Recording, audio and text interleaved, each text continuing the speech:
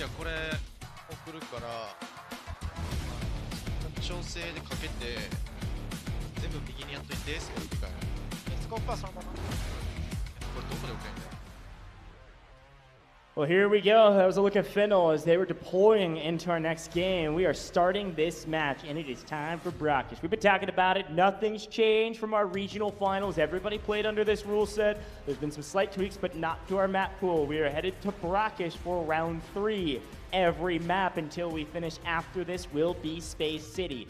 No mantle bricks this round. We cannot end the tournament, or this match rather, this round. We could end it in the next one on our first Space City map. And every Space City map will have a mantle brick. The last time to get an airdrop, the last time to get an AWM, and the last time to hopefully get your loot value up without having to worry about a mantle brick on the map. All right, round 3, Brackish, we're about to head in. Who's it going to be? Get your predictions in chat. Let us know who you think is going to be the most dominant on our map number 3. Will it be Q9 once again? Did Fennel show you enough in the last game, wiping down Q9 in the last minutes, that maybe, I don't know, you feel like the ball is back in their court? Oh, we'll have to find out. Down at the Tower of Babel, you got AKA going against FL. They're going to be matched up against each other for Q9. They will be in Museum Dead Center. And STS, I talked about it. They've got the short end of the stick. They've been constantly challenging Q9 and very well could be doing the same off the rip. Yeah, a great shout. STS and Q9 potentially fighting around Museum, Tower of Babel, FL, AKA, and here's already a fight. We told you this Q9 team is going to play really aggressive, and here they go, pushing up towards STS. We've got a first knock. We got a second knock potential, but it's going to be a trade from the other side. There's the cleanup on E-hit, and now the final remaining player on the stairs has nowhere to run, nowhere to hide. They at least knock one, but they can't even send them to the yellow timer. They can't get the full. That's not even a kill for their opposition. STS is out of here and gotta wait on Space City. I understand why you want to challenge Q9, why you want to ego them and take them down, but you have to just accept where you are at in the power rankings. Why are you challenging this early on? You go out with the big goose egg, you get no assets obtained, and with the scoreline being as close as it is for top 3, it just wasn't worth it. You're telling me you spawn in the middle of the map, you don't run to the middle of Museum? Honestly, you're probably right. You don't know Q9's on the other side. You both sprint in. Once you see them, Taylor's saying run the heck away. Get away! I mean, hey, I agree with him now. Here's a quick look, though. HR has picked up a bust there in the Tower of Babel. That's going to be fallen down the Tower of Babel, potentially fighting. Sorry, that's actually FL in the Tower of Babel. We picked up a bust. FN. They're on the north side. They're in Grand Hammam on the north side of the map, picking up a 1.2 mil bust. Nice pickup for the boys up there, not even in the Tower of Babel. Jan is playing some of these sight lines, just checking where FL is. Fennel and AKA likely the next fight we will see on main. Now, while we've got a moment, Taylor, it is worth bringing up the spawns. This is kind of good news for the most part for the rest of the competition. We see loadouts on the left-hand side. We see operators on the left-hand side. But quickly, Q9 got a priority spawn in round 3. That means they will not get T1 spawns going into the first map of Space City, which means they won't be the team closest to the mantle brick, which means we may not see them win in 4 rounds. Now, they didn't have priority in the first round of Brackish either, but let's turn our eyes to the left-hand side and see what everybody decided to do. Now, I was kind of right and kind of wrong about Q9. They do have a Viren, but it's not Mo running Viren. It's going to be Gior running Viren for his team. Mo has decided to go for Toxic, an interesting choice there, and a Hat Claw as well to round out their comp. What do you see from the rest of these teams? We do see Articuno burning another Tempest. That's going to be both Tempests gone for AKA. Yeah, which is big for them. Like, if they're going to burn those Tempests, especially if you feel so comfortable with them, then AKA needs a big map, a big round in this very case when you're going to burn one of your favorite operators out there. But going back to Toxic, right, with Mo, that is an interesting one. I don't know if it necessarily fits his playstyle that we've seen so far. Well, it is round 3, so maybe he's saying, hey, I don't need that's this true. Burn operator for round 4. Let's go ahead and get it out. And I will say, while we were talking about those operators and some of the loadouts, we can talk a little bit more about it as we see it. On the right-hand side, you're seeing all this loot come in. I really love this UI that shows us when the red loot's picked up. Obviously, you see HR there finding some nice value. That's going to be 173K. While we're talking about the operators, Q9 found about 600K in red items, by the way. So they're cooking. You can see it on the left-hand side of your screen. Once we see the loot here on the left, Q9's already at 3 million on this map alone. Again, the value of this map is to get your loot value up. And for Q9, they do care about mana breaks. They want to set the tone. They're probably going to try to close out in 4, but just getting decent loot value here, if they're able to get 6 million here, they're into the 20 million category. I don't think anybody's going to be touching them regardless of the way the rest of these maps go. If I'm being honest, I think they're already in a great spot. This map could very well solidify it, at least from a Technic Alloy perspective. They did get 1.2 million just from the team elimination. Trevor now going up to 400K versus the 300 that we were used to throughout the qualifiers. There is no competition around them in Museum. They are currently chilling. They are feeling good. And what's to say Q9 goes for an early extraction? Yeah, I mean, they could. It really would depend on what loot they found. They found a couple red items, but they were small red items, so likely their safe box is going to be nice and full. But hey, Yudi's showing us that, hey, he can get lucky too. Nice little 447K added to his total. That fits in the safe box nicely. Looking pretty good. And we got a chance to see, again, the Blue Eagle taken down. You loot that, and a couple rounds of gold ammo actually goes for quite a bit, so not a bad find, but could have been better for sure. Kind of set the tone, Taylor, while we've got a second too. I want to remind everybody where everybody's at. So we've got our 2 teams in the Tower of Babel. And we see AKA getting a nice rifle here. That's going to be 694K added. Everybody finding loot, everybody playing slow. But AKA and Finnel, 2 teams sharing the Tower of Babel currently. This is pretty standard. The 2 teams will slow roll through the Tower of Babel, loot, and then eventually fight. We have gold silver. You can see them now on your screen, playing the eastern side of the map, and they're actually rotating south towards Reservoir. Maybe gonna make a play to hold a couple of the teams coming out of the Tower of Babel. We'll see. Q9, of course, started near Museum. They won their fight against STS, and they're staying at Museum, holding their position, waiting. And then we've got FN at the top of the map in the Grand Hammam, hanging out near the extraction point, looting up all the buildings that they can. So everybody's mostly split up besides our Tower of Babel. And right now, it's just a waiting game. Who makes the first mistake? Who sees the first angle? And of course, who gets the best loot? Overall, it's been mostly evenly spread across these teams, with Q9 a decent little advantage because of their team wipe. From the perspective of Gold Silver, plenty of time. A team that, in my opinion, desperately needs a good performance here just to gain some confidence. I feel they've been losing out on some of their fights, albeit nice. Crazy Dog, though, has shown great promise, especially in that last game, picking up a couple of solos for himself. Yeah, look at that. Oxygen found some really nice expensive coffee grounds there. It's 370K or so. But Bishka finds another bust. That's going to be a nice 1.2 mil for him. FN finding some nice value up in the Grand Hammam. Now, I will say, let me backtrack a little bit. I think they found the bust earlier, if I'm not mistaken. They might have just been exchanging hands and collaborating loot. If you see that bust pop up again, it's not because they found a third one. It's because they're passing it back and forth, making sure the bags fit perfectly. We always talk about it. It's inventory Tetris, so pay attention to that. Now, we are seeing on our map feed, you'll see FN now on your screen moving towards the airdrop. There's about 60 seconds on this airdrop landing. This could be our first fight. We thought it might be Tower of Babel, but it looks like FN's moving towards the airdrop, and Q9 also playing around the museum will be in a position to chow this airdrop if they want to. We'll see what they decide to do. Yeah, I think they're going to be the first ones to headbutt, but it is interesting from Gold Silver. You saw them going south, but now they're starting to go back up north, and if they start to head west, here we go. Very well could third party this fight that is inevitably going to go down between Fallen and Q9 getting dangerously close to each other. Now, Fallen has ended up losing every fight that they've got into against Q9, albeit they have fought very, very well, but Q9 has had their number ever since. Now, for Q9's perspective, they won the last airdrop that they were in, and they also got the loot before, right? You go back to round number 2. This could be the second time Q9 could find some valuable weapons, including the AWM, which could be huge going into what could be the final Mandelbrot round. Airdrop is on the ground. Yeah, and obviously Q9 playing patient here. They've got a nice high ground position. They have seen each other, and they have exchanged some blows. But Flares actually finds an angle, able to drop one. Not going to be able to get the full, but this gives them a bit of breathing room. I know there's a bunch of people in chat. I haven't opened it yet. I'll open it here in a second. Talking about PKM. I've gotten roasted in the past saying PKM's not my favorite LMG, but it hits like a freaking truck, and it's got to be one of the best out there. HR, while this is all going down, is finding crazy loot. What's going on here? We got a gold bar, and we're picking up the statue there for like 700 plus K. in the middle of a fight. That's hey, right. that's me for real, man. I'm a loot goblin. I'm looting mid-fight. I can't confirm. Can't confirm, man. I'm like, focus on the enemies, bro. But hey, look, there's some boxes I gotta open. I did mention Gold Silver, by the way. They still are making their way around. And notice Fallen is going directly up to them to the north. They've given up this fight on the airdrop, potentially conceding it to Q9.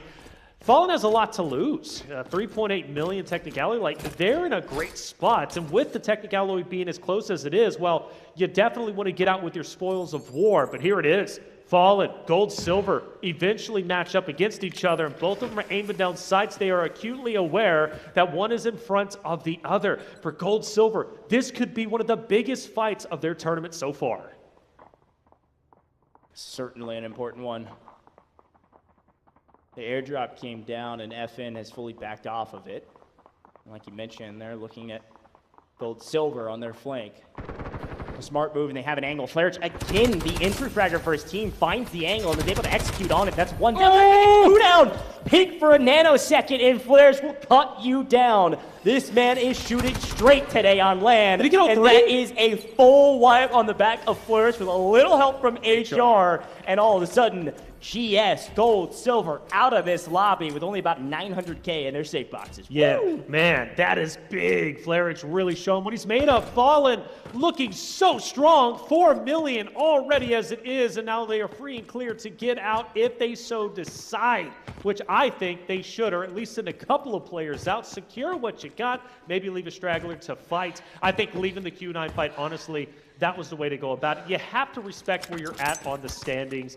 Q9 really isn't the team you need to fight, right? It's the Gold, Silver teams. It's, of course, the Finnle teams. It's the rosters that are trying to desperately catch up to the top 3 position. And with, of course, as I continually say, the technicality being as close as it was in the standings, I think this is a massive, massive round for the team of Fallen, and they're doing exactly what they need to do to find success in the top 3 run. A really good shout.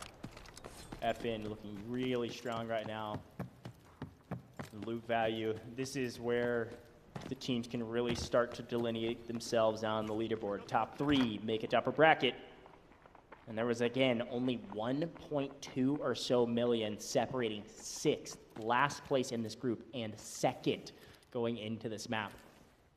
As much as we highlight and emphasize the Mantle Break rounds, this map is nearly as important when we're playing for top 3. Loot value will absolutely come into play.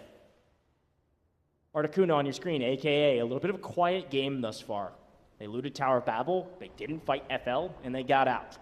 They found everything they wanted, and now they're playing around this airdrop. There's a second one landing actually very close. You can see it just briefly. Look at your mini-map there. The one that does not have it fully filled in the middle has not landed yet. That's got a timer of about 10 seconds. That will land here shortly. The one that is fully filled in has been there for a while. You can see Hazmat there for FL. They're looting the remainder of Tower of Babel, able to find a nice gold bar. Everybody finding some decent reds. I saw chat talking about it. Yes, this is brackish hard, just so you're aware. There's quite a bit of reds in the map right now. Everybody feeling nice about their loot that they have. Safe box is running out of room, which means we got some good loot in the backpack.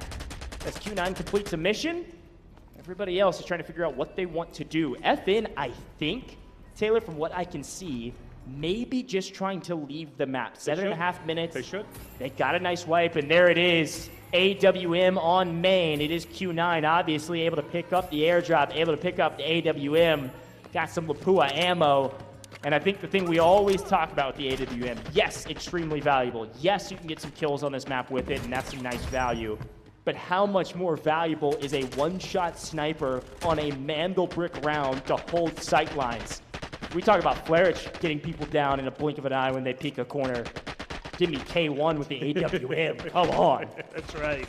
And honestly, for Q9, I mean, just the rich continue to get richer. They get both airdrops. They are just on fire. Now, the question is, will AKA be able to do something in this moment? They very well could. AKA is relatively close, and they haven't been shy about taking engagements, taking fights, and they have been playing very, very well. The positivity is just wonderful, especially whenever they get on camera, right? All smiles, they're feeling good, but Q9 isn't a team to back away from a fight. Knowing AKA is going to be this close, I think it might be going down soon. But the question is, will Mo be the entry fragger once again, because we've been known, or he's been known, I should say, to get a little bit too over-aggressive as a solo, push away from his team drop, putting K1DE and Guar maybe in a little bit of a difficult situation, which they handle quite well. But they will have a little bit of distance. Q9 will still get away. Fallen still on the map themselves. They managed to at least get a couple more bits and pieces of loot. Now, I do want to question, though, for FL, man, like, still staying down there over in the Tower of Babel. They haven't got active at all. Well, they haven't gotten active, but again, it is about loot value. Tower of Babel, a high-value area, the highest value area of the map. If you open the right tiny little container, you open the right vest pocket and find a key card, it's worth the time. There's really no reason. They don't have to fight early. You can see FN continuing to either exchange loot. I assume that's what they're doing. If you didn't notice already, FN has sent one player out already, and all of a sudden Articuno is in a fight. We'll come back to FN later. They're trading loot around, optimizing their inventories, while AKA is trying to win against the top team today. Well, again, Q9 is down a player right now, so this is a big moment for AKA to take their advantage and run with it. You cannot give Q9 an advantage. Articuno, I love the aggression, I do. They're going to manage to keep Guar at bay. They want to make sure that nobody is able to get him back into the fight. He's out in no man's land. I just don't see K1DE or Mo able to get him unless this fight is fully concluded. AKA, lock it in. Big moment for them. We've already seen Q9 fall once in a previous map. Will this be the second time? Well, AK is relentless. They continue to push up. Jan now, the tip of the spear, backing away, avoiding a little bit of damage, but still just fine. Things slowed down for the moment. Yeah, this is the moment where the teammates are saying, don't scam, don't scam, don't scam. Because that's exactly what you're about to do. If you over-peak this position, if you try to take a hero 1v1 play, it's not worth it. You've got an advantage, and K1DE has a perfect angle on Jan. Jan's got to know it, and he's able to peek, get the info, and then back off. Here comes AK. They push the equation, perfectly executed. They try to trade it out. Mo's going absolutely massive. Mo is him! Mo is everything! He is inevitable, and he wins the gunfight. AKA with the advantage, Mo with the skill. That was good, dude. Mo is that guy, dude. Inevitable is the way to put it. Unbelievable. I thought Mo wasn't going to be able to get the job done, but he does. And AKA lose a big fight that surely they were destined to win. AKA fall down the standings, and Q9 refuses to budge. Despite them already being at the top of the food chain, they remain hungry, and they remain in the championship seat. Mo's going to make me lose my voice in the first round of group stages. Good grief. That dude is unbelievable. A perfect trade, and you actually, we could break down that play for a while. I'm sure we'll see it in our highlight package, but we got to highlight a couple more things that are happening on the map. Again, loot value, insanely important, and these teams recognize that. Q9, all three alive, and it does look like we may see an engagement here, actually, from K1DE. He's got a team of Finnel up ahead of him. He's going to do it by himself. He's going to do it to AWM, potentially. Peek for just too long of a moment. I told you, the first king, he's actually a Sneva operator. He doesn't care. This man's running a PKM AWM, sprinting at his opponents. One goes down. Where's the second? Finds the angle. PKM hits like a truck, and Finnel on their heels because of one player, and now he's finally getting some backup. That's right, K1DE, he's been highly aggressive. Regardless of the PKM, this man pushes it like it's an SMG, but takes a lot of damage for each piece. The over-aggression takes him down, and once again, it comes down to Mo. Hazmat, we highlighted this player for Finnel as the top fragger for his team in the qualification series. Gior, Hazmat, they can see each other through the window, but they can't shoot at each other. Or at least I assume he's seen him. I think he has. Right. Right? Uh-huh. You have to assume, yeah. There's the potential knockdown from Byron. They're setting the trap in a 2v1. Hazmat takes one down, looks for the trade. Can't quite connect. Mo's in trouble. Has to reload, and Hazmat as well. It's a 2v1. Mo has the angle. Nice. Mo wins the fight. Mo is inevitable. Q9 will not falter. And here come two members of Fallen to try to clean up the behemoth at the top of the leaderboard. Unbelievable. He does it against AKA. He does it again against Hazmat and crew. Mo refuses to back away, and potentially the last remaining fight about to go down. It's Fallen, who's pushing up. And Fallen has a chance to maybe take out Bang. Mini could not. Florich has been on fire. This man has been playing out of his mind. Continues to do so. And Q9 will fall. Fallen will be the last remaining men on the map. And they have had such a phenomenal game at 4.5, now 4.6 assets obtained. And they have time to get out. Perfect game coming from them to separate them from the pack, the ones who want to desperately claw their way into top 3. Whew, all right, we can catch our breath now. Fallen, the only team remaining on the battlefield with about 60 seconds left. Now, Taylor, perfectly broken down. This is huge loot value for these guys. Obviously, they got to get to an extraction point if they want to try to get out. Right now, it's about optimizing the safe box. However, Q9 did something that was undeniably one of the best moments so far of this tournament, and we're just getting started. We're on Game 3 of Group Stages A. This is what you're in for, folks. You better tune in for all of these games. This is how it's going to be.